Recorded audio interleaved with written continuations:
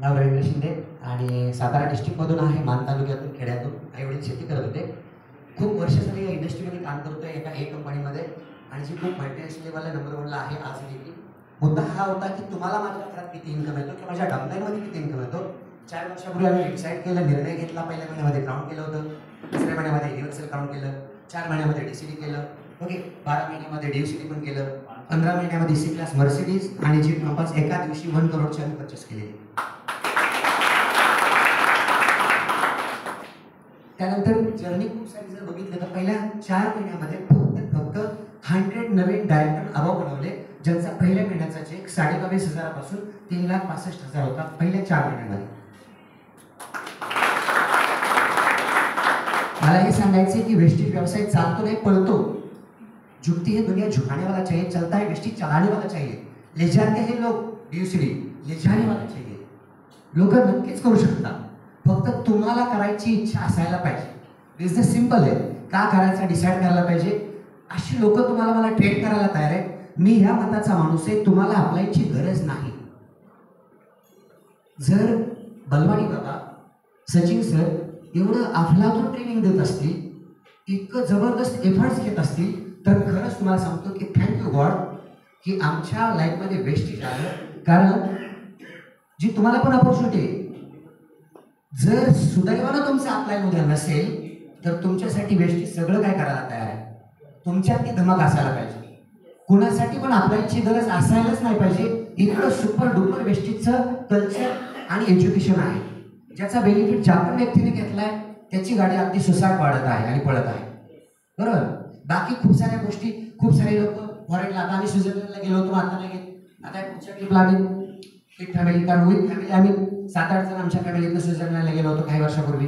So आताची trip आम्ही म्हटलं फॅमिली करून करायची, पुन्हा एकदा स्वित्झर्लंड ट्रिप करायची, पण खरं फॅमिलीनेच करायची. मग आता करून केली तर चला. म्हणजेच काय, स्वित्झर्लंड खरंच हा धर्तीवरचा स्वर्ग आहे.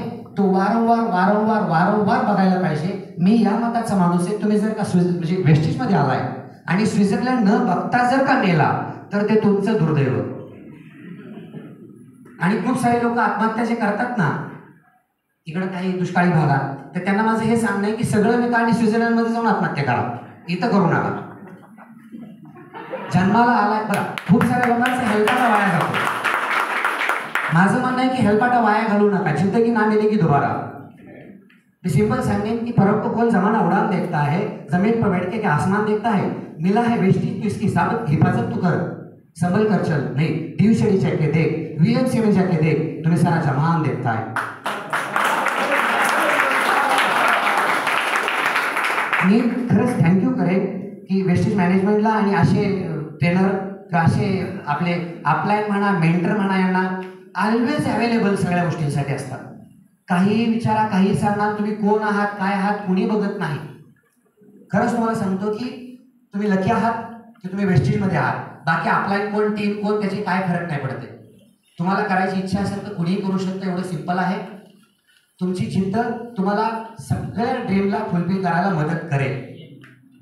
परंतु तरी देखील तुम्हाला चॉईस आहे की या व्यवसायातनं तुमचे स्वप्न पूर्ण करायची की नाही. रिसेंटली आम्ही जस्ट 18 महिने काम चाललं होतं. 45 लाखाचा आम्ही रोज जे फार्म हाऊस घेतलेले, बनवलेले आमच्या गावी, जे की खूप साऱ्या लोकांना जर का सातारा जिल्ह्यात मान तालुका माहीत असेल तर दुष्काळी भाग म्हणतात, पण आज तिथं पाणीच पाणी आहे, जिथं कधी पाणीच थांबत नाही.